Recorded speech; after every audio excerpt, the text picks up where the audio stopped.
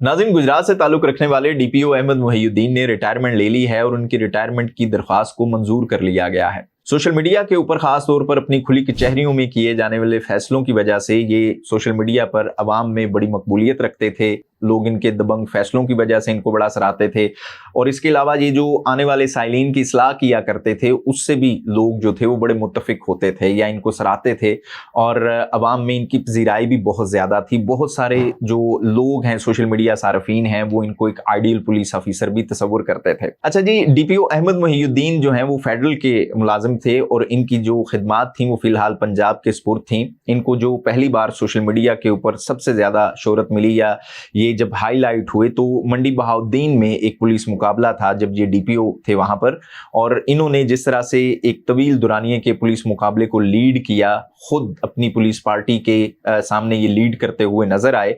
उसके बाद social media के ऊपर इन्हें शोहरत मिली। फिर उसके बाद जो सिलसिला था वो खुली कचहरियों का हमारे सामने आया और जैसे मैंने पहले कहा कि लोग इनके फैसलों से बड़े मुत्तफिक होते थे, इनको सराहते थे सोशल मीडिया के ऊपर। नाज़रीन, आपको बताता चलूं कि इनका ताल्लुक जो था वो गुजरात का इलाका है डिंगा, जहां से इनका ताल्लुक था। जोड़ा इनका आबाई गांव है जहां पर इनके वालिद की तदफीन भी हुई और इनके वालिद कर्नल रिटायर्ड मुहियुद्दीन खुद एक मिलिट्री ऑफिसर थे या रिटायर्ड ऑफिसर थे। लेकिन मंडी बहाउद्दीन के बाद जब ये चकवाल में तैनात हुए उसके बाद गालबन ये छुट्टियों पर बैरून मुल्क चले गए थे और यही बताया जा रहा है कि बैरून मुल्क ही थे जब इन्होंने रिटायरमेंट के लिए अप्लाई किया। और गुज़िश्ता रोज़ जो इस्लामाबाद से जारी हुई हैं खबरें, इस्लामाबाद के एक सीनियर रिपोर्टर हैं सदीक साजिद साहब, उन्होंने ये ट्वीट किया है, एक नोटिफिकेशन भी और साथ में खबर भी, कि इनकी जो रिटायरमेंट की दरख्वास्त थी वो मंजूर कर ली गई है और ये 19वें स्केल के पुलिस ऑफिसर थे।